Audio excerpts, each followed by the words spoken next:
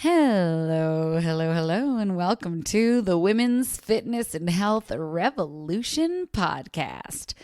Kinsey here, and boy, oh boy, how we doing out there, podcast friends? I am in some kind of way today. It's a good thing. It's a good thing. We are here in the Twin Cities in the midst of our Minnesota State Fair, the Great Minnesota Get Together. If you don't live in Minnesota, it's really hard to share just how big of a deal this is. Although I grew up living right near the state fairgrounds and am obsessed, and I moved to LA and didn't go for like 14 years, and then I came back and I still love it. But it is a very different experience as an adult. I've already gotten twice. That's why this is a little bit belated, this podcast, because yesterday, Wednesday, when I usually release, I went with a friend, and I went on Monday with some family. And boy, oh boy, I'll tell you what, it is a doozy. If you hang out with me at all, you know that my favorite thing to do is walk.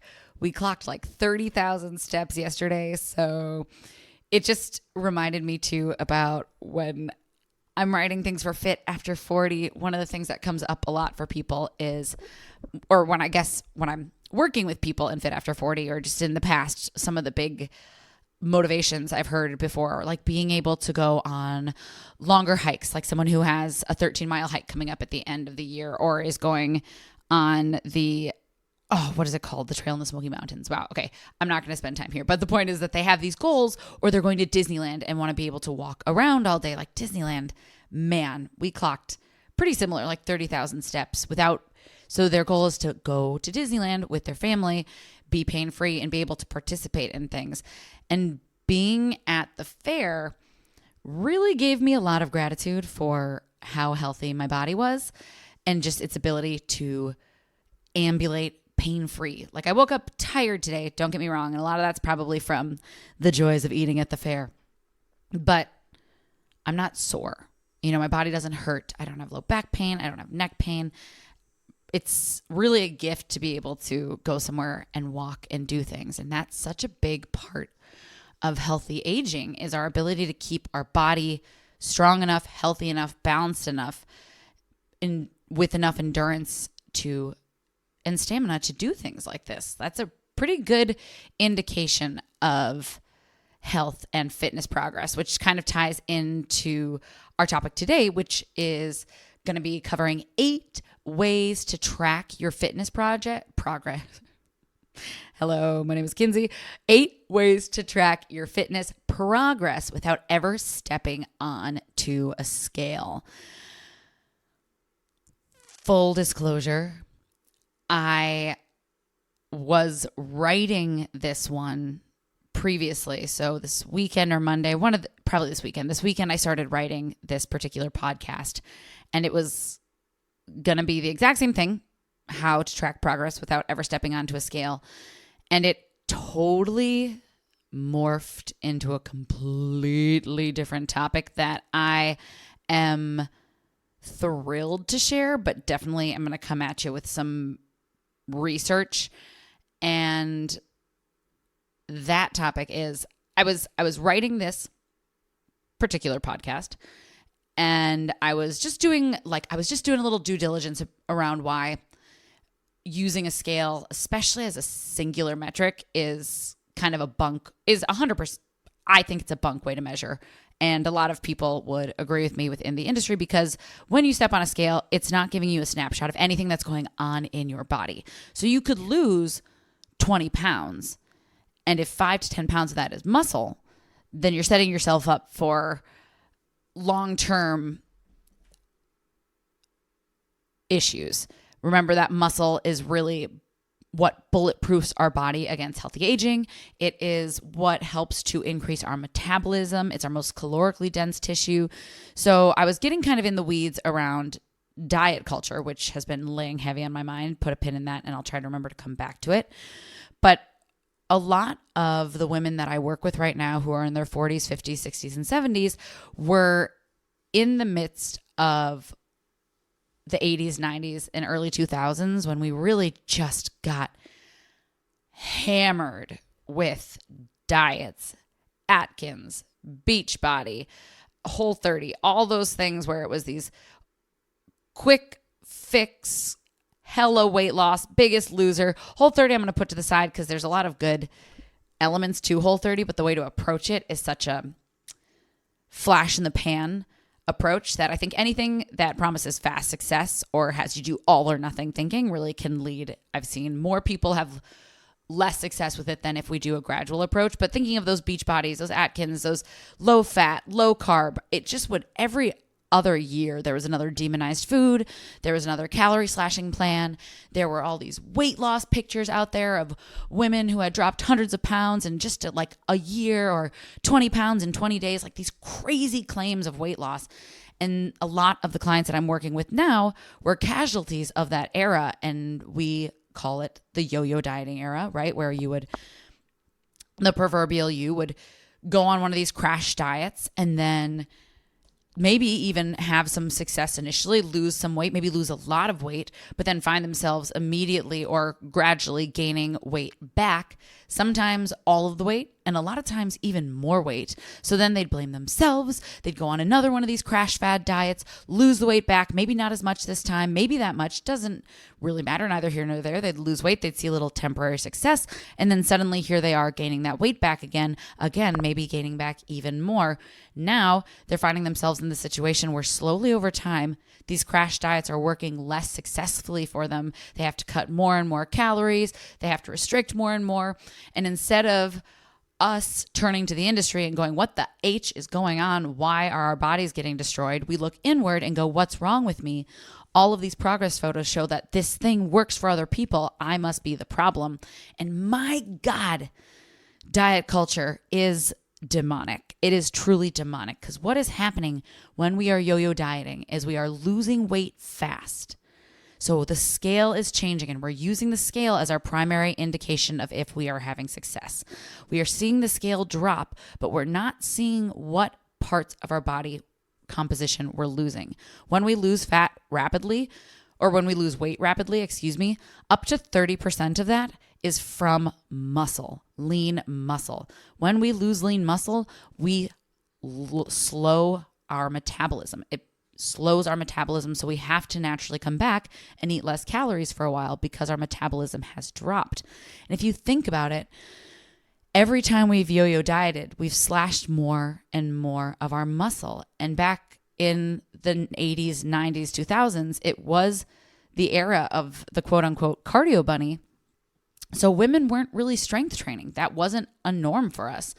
So we were not ever combating this severe muscle loss with anything that would rebuild muscle. Because again, cardio is great for a handful of things, but it doesn't build muscle.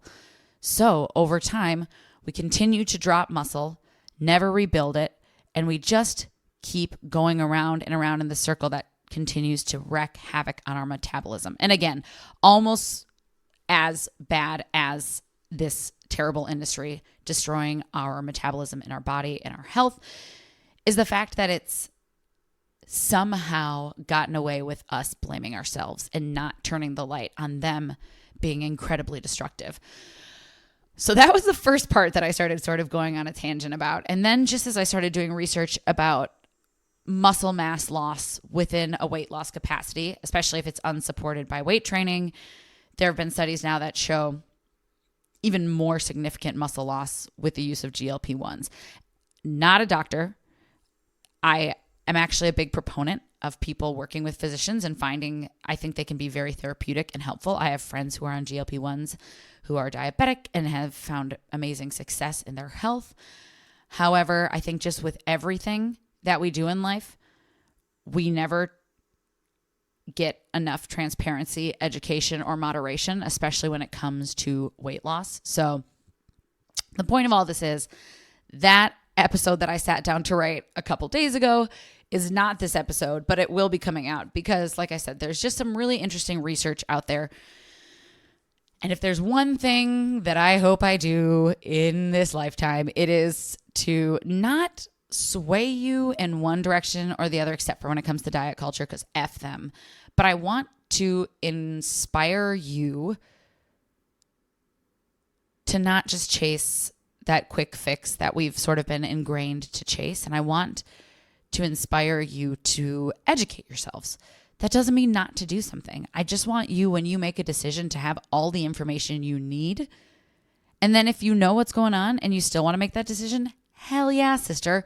Your body, your rules. I think autonomy is the most beautiful gift we can give ourselves.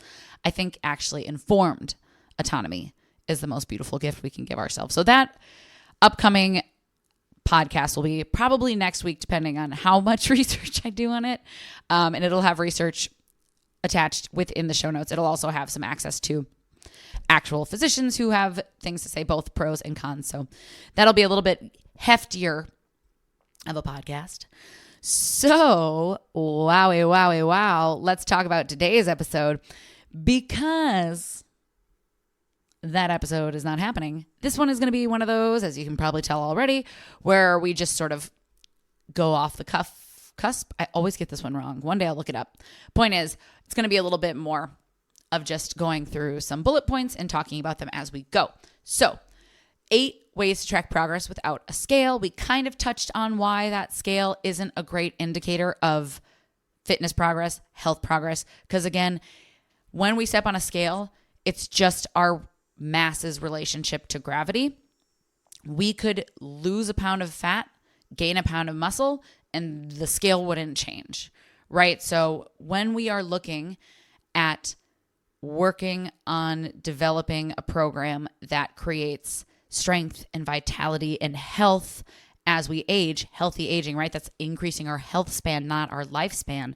The goal isn't to get smaller, it's to get stronger. It's to put muscle on our frame. And there are many of us who will benefit when we start to lose some weight, just to get down to that weight that our body is happy with. However, that's not what today's podcast is about. That is something for you to work with on with your physician. I always say this: I do not focus on weight loss, because I find that for me, I focus on strength. That's part of just my story, where I spent a lot of time focusing on getting smaller, and it led to a lot of health issues. So instead, I choose what I see as the more abundant approach, which is focusing on building strength. The cool thing there is that the best way to lose weight is to put muscle on your frame. Again, most calorically expensive tissue. It is the thing that is actually going to change your body comp. So if we're not strength training and we're just losing weight, we're not suddenly going to have that like toned look. You're just going to have less body fat and less muscle. So the benefit, one of the many benefits of strength training, is that body composition does start to change. That for me, however, I don't look at as the gold standard of what we're focusing on. So that's just, I'm coming at you with full transparency as always. Where I put my efforts is to help you gain muscle, get stronger. And again, as a byproduct of that, generally we have that body the body recompositioning as well. So I'm moving us away from the scale. The other thing with the scale is that I've seen too many women, myself very much included, use the scale in a punishing way and in a very obsessive way. I was on the extreme side of that when I was dealing with my anorexia. Anytime that I passed a scale, I would step on it. So I'd measure myself 100 times a day. I have clients who measure themselves every single week, who are very much, their body is in a place where it's happy to be. But for some reason or another, again, no judgment. We have all these things. They've set this number for themselves that may or may not be realistic for what's healthy for them.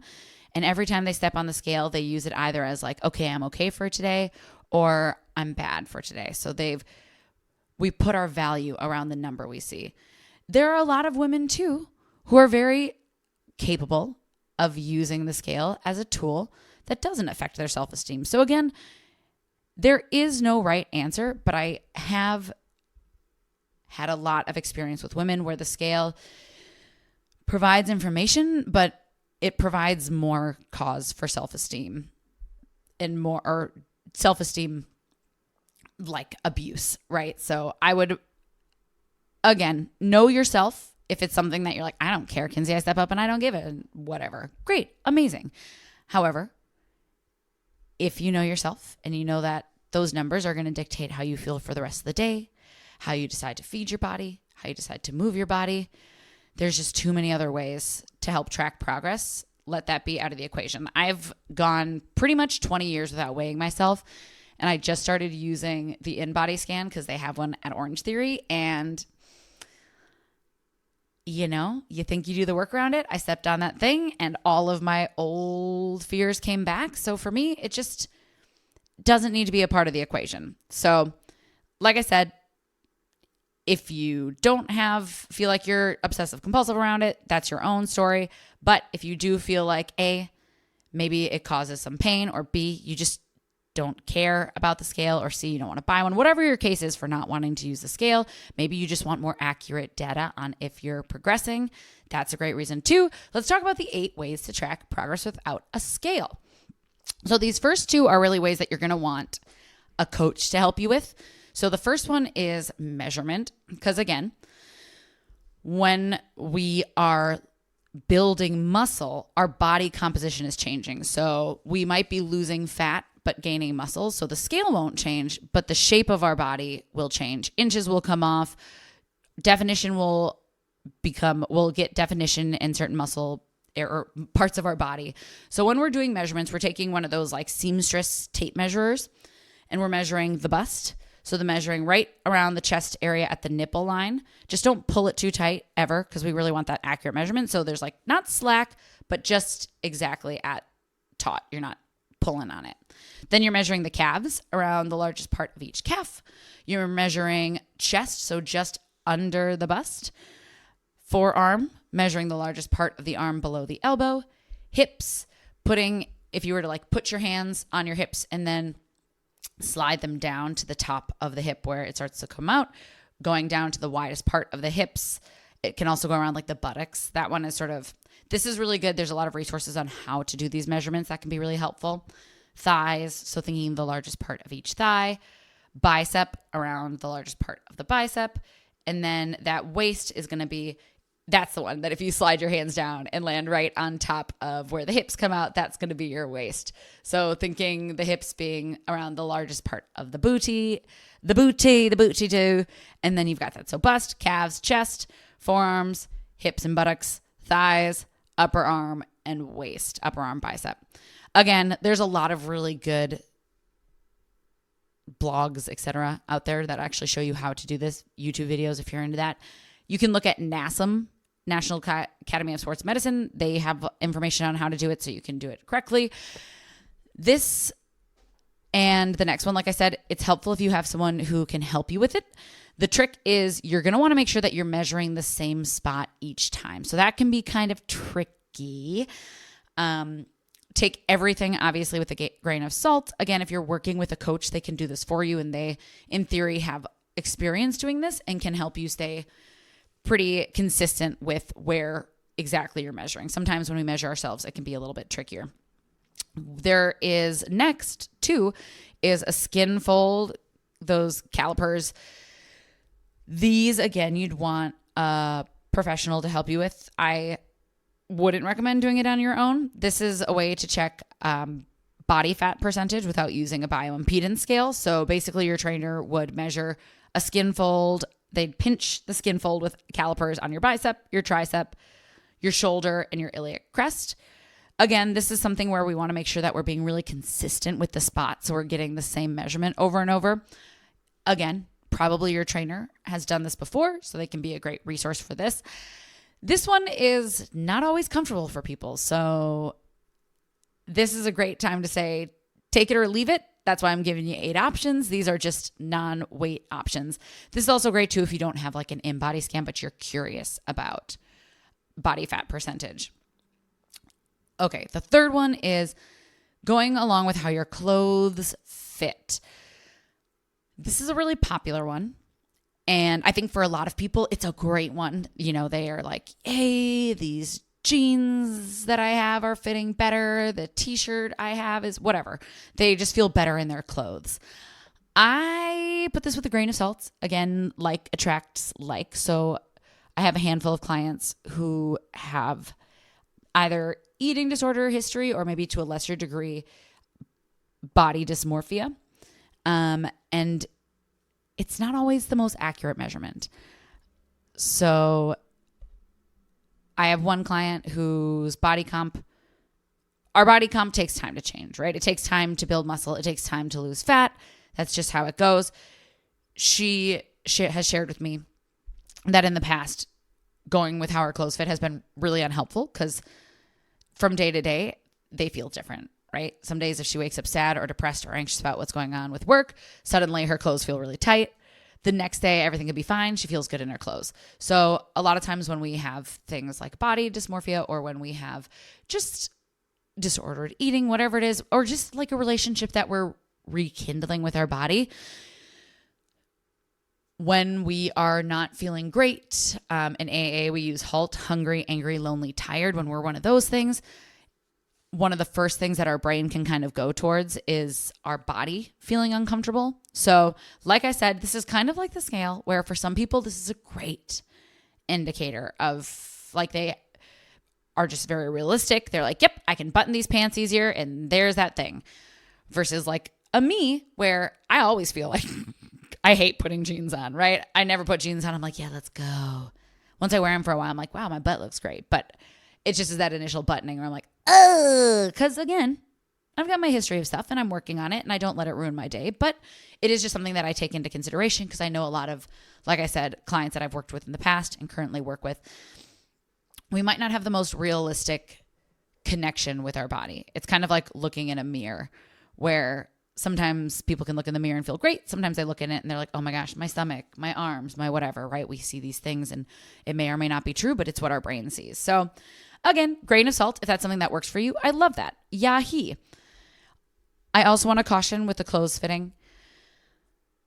And I didn't mean to go on this many tangents, but I got diet culture on the brain. Similar to if you have like that magic number on the scale you're looking for, if you have clothes from like high school or pre-baby or whatever, and you're like, I need to fit into these to feel worthy, maybe don't do this one, right? If we're basing our value and our worth off of getting back into a pair of jeans or a certain number, those to me are similar issues. So again, your body, your rules, but all I want for you is gentleness and a happy life. And I know how all-consuming feeling uncomfortable in our bodies can be. So if that is a metric that gives you something to like feel worthy in, get rid of it. That's my humble advice. Find metrics that make you feel empowered and excited. That's all I'm saying. Okay. The next one. This one is great because it's hard to argue. It is taking photos similar to the measurements we talked about above with the tape measure and the skin fold calipers. You're going to want to make sure that you are doing it in the same spot with the same lighting, similar clothes, same angle of your camera every single time. Because if one room your lighting looks bomb.com and in the next room it just washes out any sort of contouring, it's going to be hard to see the similarities, right? So try to pick one room with good lighting where you can set your camera up in the same position every time and wear clothes that show similar amounts. So you'll do the front of your body, you'll do the side of your body, you'll do the back of the body. I like to do one which is just like regular and then flex for both the front and the back. That is kind of a little more nuanced, but I think it's fun to see muscle definition. Again, this is totally your call. The reason I like photos is because you can see, it's hard to deny looking side by side when you are putting on muscle. So okay, I'm going to come back to that. But it's hard. It's easy to see the changes. And we're not taking our pictures every week, right? We're taking our pictures maybe at first like every month, but realistically like every 3 to 6 months. And these are all, I should say too, they're tools to see if we're on track with the progress we're hoping to make. So if we look at our side by side and they look the same, or maybe they even look like maybe we went in a direction we weren't hoping to go in our current photo, that isn't a reason to beat ourselves up, right? That's just information that maybe we want to shift something in our programming. So that could be anything from like the style of workout. That could be increasing our protein. That could be being really honest about our sleep and stress. It is hard to get body comp goals when we're not sleeping or we're feeling really stressed. So they're just information to see if we're on track with where we are hoping to go. This is great, especially initially starting out. I have found for me, my body's pretty consistent. I'm pretty much in maintenance mode. I don't use these ones that I've currently said because my body's not changing much right now. If I were to suddenly be like, you know what, I want to put on, I'll be honest. I am currently trying to put on a little bit more muscle. So the photos for me can be helpful. I just haven't been doing them because my sleep and my stress levels have been so. So that's the other caveat with the photos. If you are taking your pictures every 3 months and you know that you haven't been doing your workouts like you wanted, or maybe your nutrition hasn't been what you wanted, you don't have to take your photo that month if you don't want to. If you want to, great, do your thing. But again, all of these are supposed to be tools to support you. So if you're worried something's going to make you feel bad and you already know like, hey, I know that I want to recommit to 3 days of workouts a week. If you want to take a photo to start as sort of your before and then 3 months later, see where you're at from there, great. But don't think of it as like your progress pic from the last one, if that makes sense. Point is, I'm just going into mindset around how we approach these. I feel very sensitive and protective over the way that we relate to progress when it comes to looking at the shape of our body, because I do know it's so triggering and I want you to know that you are doing amazing. And also the realistic thing is that we're not going to constantly be seeing changes in our body. Like we're not going to always be trending towards more muscles or less weight, because eventually we'd be all muscles and no weight, which is crazy, right? So there's going to be natural fluxes within our life. It's just we're cyclical. I always say this, bodybuilders don't just stay jacked the whole time. They go through builds and cuts. Builds are putting on a ton of weight. They're eating XX calories. They're putting on fat. Then they cut and go super lean, right? So they're cycling through their body comp transformations. Our bodies will, to a much lesser extent, have our own little fluctuant cycles. So photos, I'd like to do at the beginning of, in this case, I'm doing a very specific 3-month program. So I took photos at the beginning and I'll take photos at the end because I'm specifically working within these 3 months at adding a decent amount of muscle to my frame. I'm not changing my eating because I enjoy maintenance and I'm not trying to compete, but I am curious to see what 3 months of this very dialed in training is going to look like. And then when I'm done with my 3 months of training, I'm done with taking photos until I start this next body comp sort of exploration, if that makes sense. So we don't have to take photos all the time. They're good to use at the beginning and checkpoints along the way when we have a specific goal. And when we hit that goal and switch our goals up, we're done with pictures for a while. Okay. So moving away from size of our body, because those were all kind of size related, right? We were looking at measurements to see if things are shifting with inches. We did skin fold calipers to see body fat percentage. We did how clothes fit on our body, and we did photos. Now we're moving into more of, we're moving away from specifically size of body. So symptoms chart. This I love. This is a great tool when you are starting out. This is a great tool if you are currently in perimenopause and experiencing a lot of perimenopausal symptoms, so that you can sort of get an idea of what throughout the day might trigger your symptoms. But symptoms charts, they can include things like daily energy checks, maybe upon waking up, maybe how you feel before or after your workout, maybe energy at the middle of the day. So if you're someone who finds that around 2 or 3 p.m. you crash, maybe start tracking to see if that sort of dip in energy starts to dissipate. So energy level, sleep quality. Sleep quality is huge. In theory, exercise should be helping us sleep better. If you find that you're sleeping worse, there are a couple things. One, it might not be exercise related at all. It could just be symptoms of perimenopause. It could be exercise related in that maybe you've bitten off way too much and we're exercising too much. So if you went from no exercise to 5 exercise, like pretty intense workouts a week, and you're not sleeping great, there's a chance that you need to pull back a little and let your body recover. It could also potentially be the timing of your exercise. So if you are exercising at like 7, 8, 9 p.m. and then you're just having trouble falling asleep, that's a good thing to track, because then you know, shoot, maybe I need to reschedule my workouts. Personally, I don't have energy to work out in the evening. I just start to hit my wall. But when I do work out, it kind of re-spikes my energy, and then I'm just like wired when I should be going to bed. So that's just one thing to be mindful of. So we've got energy level, sleep quality, stress level. Again, stress level could have nothing to do with exercise. In theory, we're finding that we are a little less stressed. But if it's really high, it could be a menopausal symptom. It could also be that overexercise piece. So again, all of these sort of play together. Be mindful. Don't just quit exercise because you're still feeling stressed. That's a good time to sort of talk it out with a coach. I like tracking these symptoms and then talking them out with someone. Mood and confidence. So how we're feeling throughout the day, how we're feeling as we show up in the world, and then how quickly we're recovering. That's a really big one too. So especially again, when we're starting out, I've talked a million times about the person who gets really excited, starts working out like 5 to 7 days a week, and then just totally stops working out because they've injured themselves. They're exhausted. They're worried if they can't do their 5 to 7 days a week, they're not really doing anything. When the truth is, as we're getting started, we really shouldn't be doing more than every other day.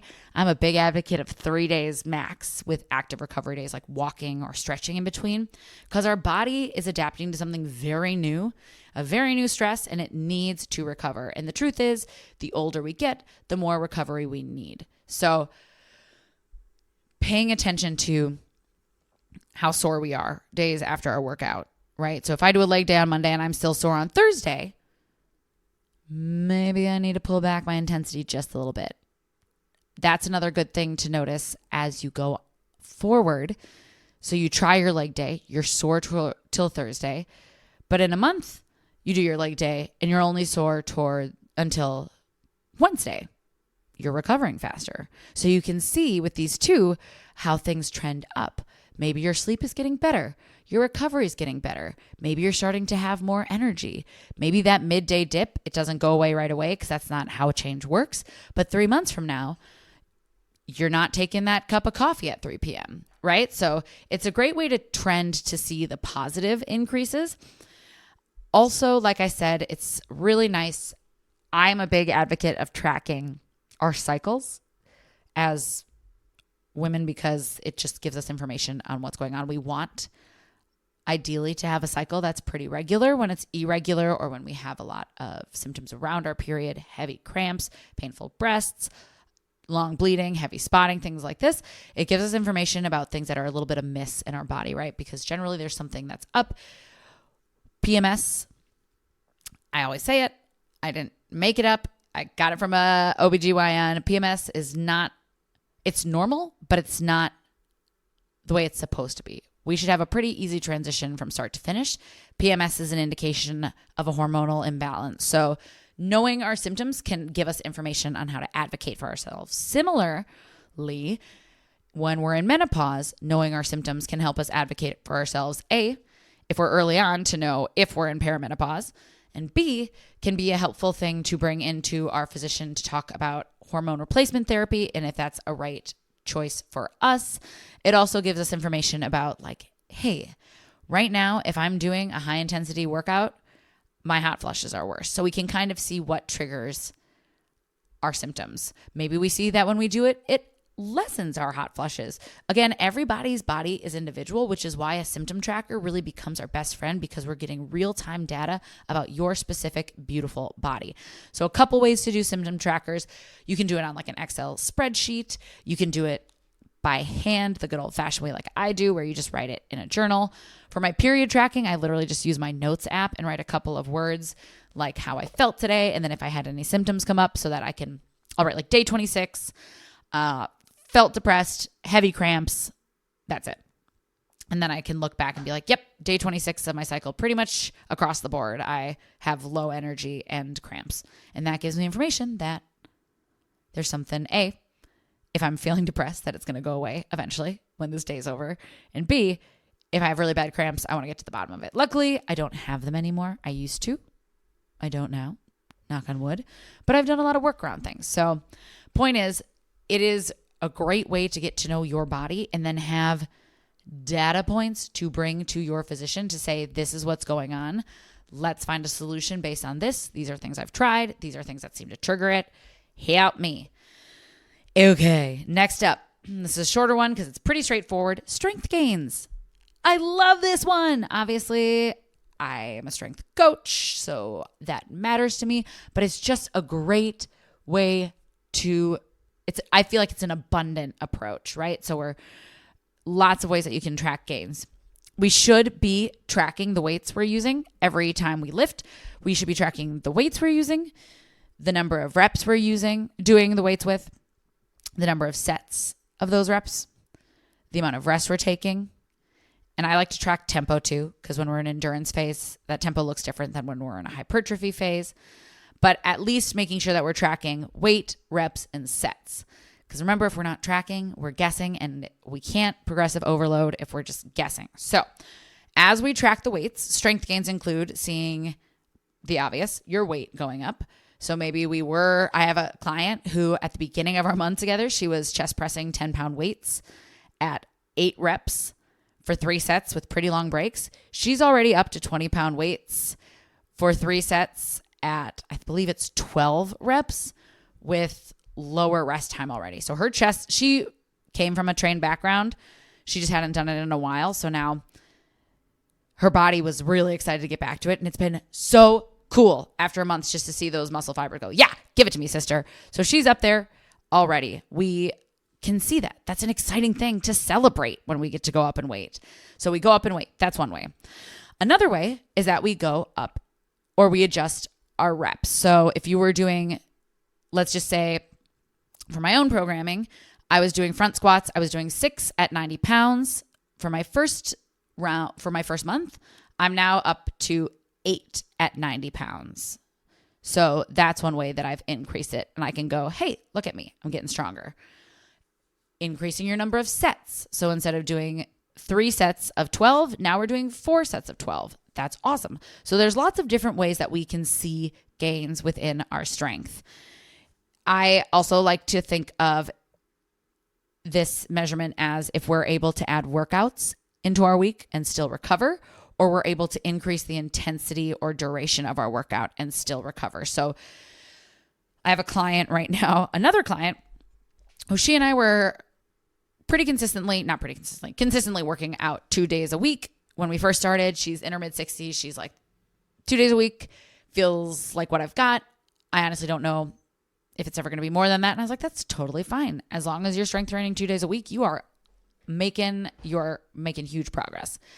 Just last week, she asked me if she could go up to 3, to which I said, heck yes, sister, this is the best thing I've heard in a month. Because it is. I love that. But that is an example of progress, right? She, let's think, 4 or 5 months, I don't have it in front of me, was doing consistently 2 times a week. And now she's excited and feeling ready to move it up to 3 days a week. Other ways you can see, maybe you're starting at 30-minute workouts and you increase them to 45 or to 60. The big thing here is making sure that you're still giving yourself ample time to recover. So we're not feeling sore forever. The intensity that I think about when we move through our levels. So Fit After 40 is a 3-month program and then the option to roll month to month, but it's a 3-month initial commitment because we're taking you through 3 very different phases. We've got that balance endurance, we've got the strength endurance, and then we've got that muscle build hypertrophy. When we do each phase, we spend 4 weeks getting quite proficient at what we're doing. Your body adapts, it gets stronger, it gets better at what it's doing, it understands it neuromuscularly and just on a physiological level. When we start that next phase, even though we are now stronger than when we started the first phase, the intensity is shifting because the workout is shifting. It's going to feel a little harder. The fun thing is, by the end of those 4 weeks, that style of programming that we're working on is now going to be the thing that we feel proficient at. So we continue to progress that way. Okay. Improvements in daily activity. This is our 7th one. So this can just be noticing throughout your day things that are easier that used to not be as easy. So no longer getting as winded going on stairs. That's a big one for me. I always think about when I was in LA and I was talking to my dad and I was like walking up my stairs and he's like, "Are you out of breath?" And I was like, "Yeah, I'm going upstairs." He's like, "Don't you work out for a living?" And I was like, "Yeah, but I mean, I just don't do this." And it's true, right? What we train, we get, we grow at, but cardiovascular health, that is one thing that we see improvement on. And the cool thing is we see that improvement by increasing our walking throughout the day.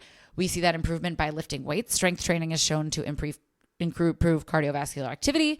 And if doing cardio is something you love, if you're strength training twice a week, maybe throwing on a cardio day is something that you do just for you, dancing, etc. But that's one way. So you're no longer getting as winded when you go upstairs. You're able to carry more groceries or shopping bags without assistance. Maybe you don't even use the cart taking them to your car. You get more steps in during your day. So using a fitness tracker to just see how much more movement you're getting. You might be a hiker. Now you're going on longer hikes, maybe hillier hikes.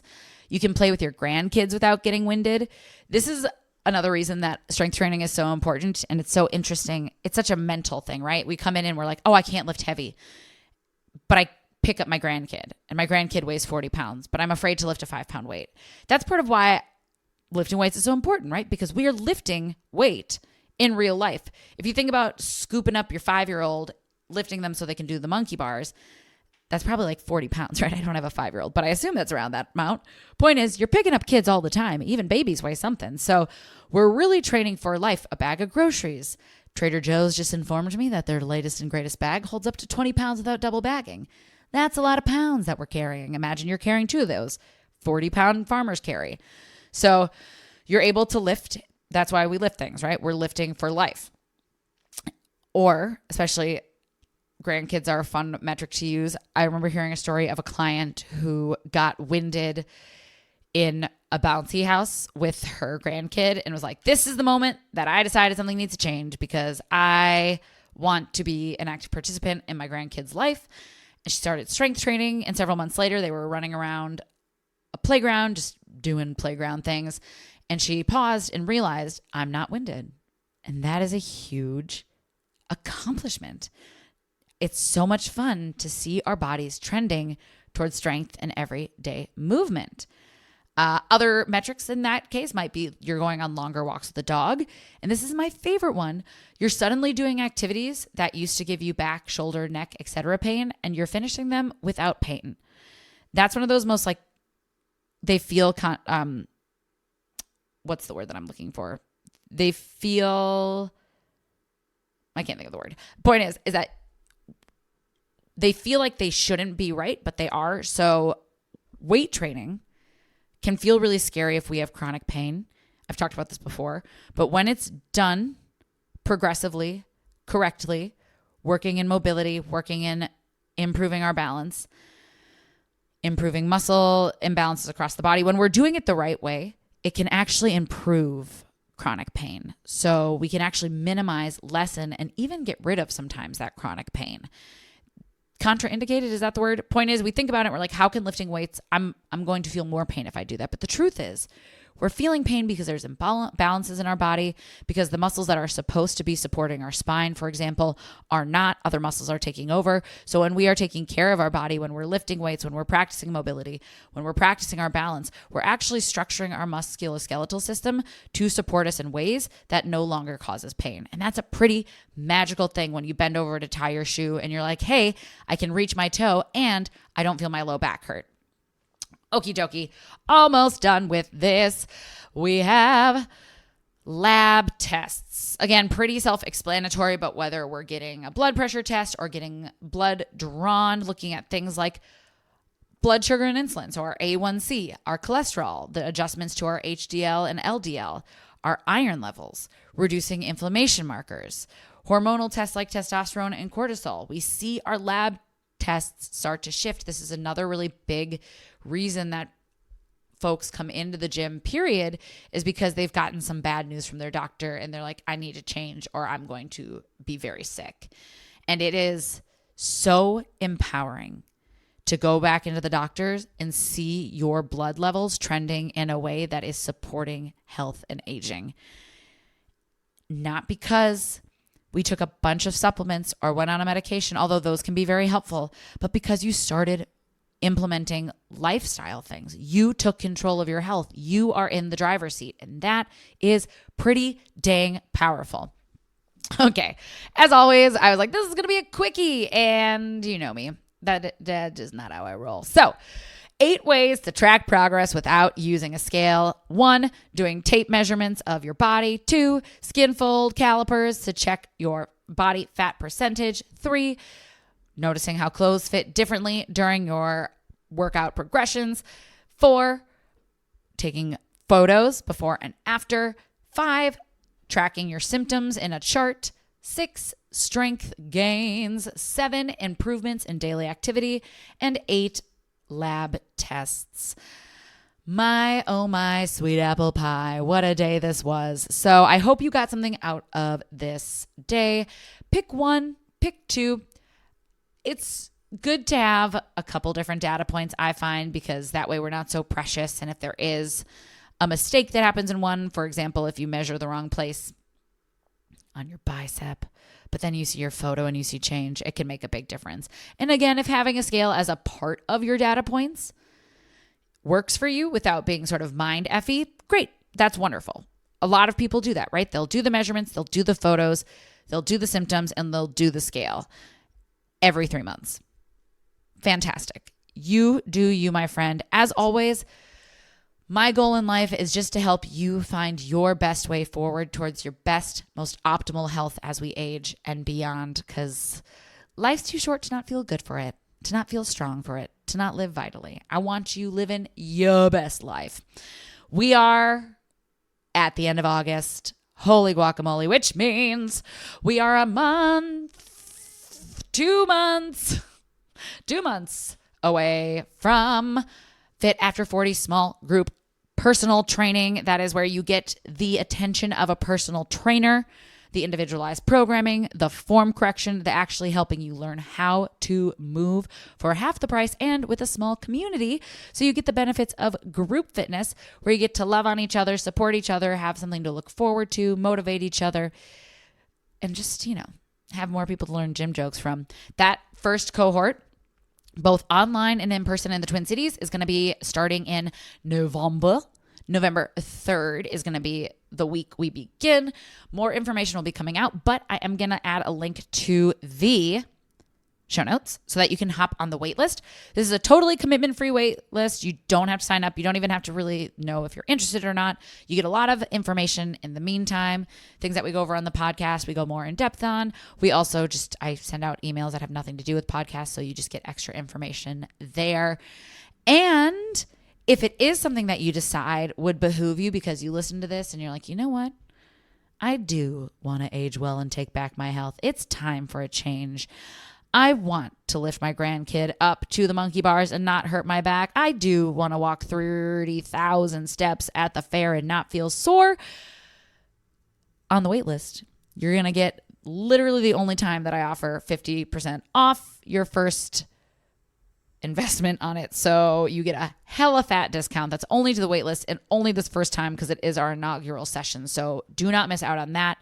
Again, you have plenty of time to think about it. It's not going to be until end of August that waitlist opens, but it's a pretty cool action step to invest in yourself. Sometimes those free ones are what we need to sort of get the ball rolling, and then we're just taking one step in the direction of showing up for ourselves. Y'all, I'm gonna go eat some breakfast. You know what I mean? I'm hungry. Go get some eggs going. I love you so much. Thank you for being here. It means the world. Like I said, as always, I hope you get something out of this. If you have other ways that you found you like to track progress that I didn't hit up, go ahead and reach out to me at kinsey.does.the.fitness at Instagram or kinsey@fitafter40.info. Let me know. And if you have any questions that you want answered on the podcast, if you have any suggestions for podcast episodes, those are also great places to reach out. I love hearing from you. I got a lot of feedback on I sent on last episode because it was our 50th podcast, and I got quite a few nice emails and I loved them. No questions, just love, which, is wonderful too. So thank you so much. I adore you all. If this podcast speaks to you, please feel free to share with a friend, a loved one, post it on social, tag me, and leave a review. It means the world. It gets this pod into the hands and ears of many other women who maybe need a little TLC, need a little information, need some options that have nothing to do with the scale, just want to feel empowered in the world, in their body. Help us get the word out. I adore you all. Thanks for sticking with me on this slightly rambly episode.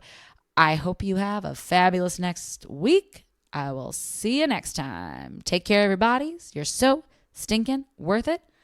Aroo.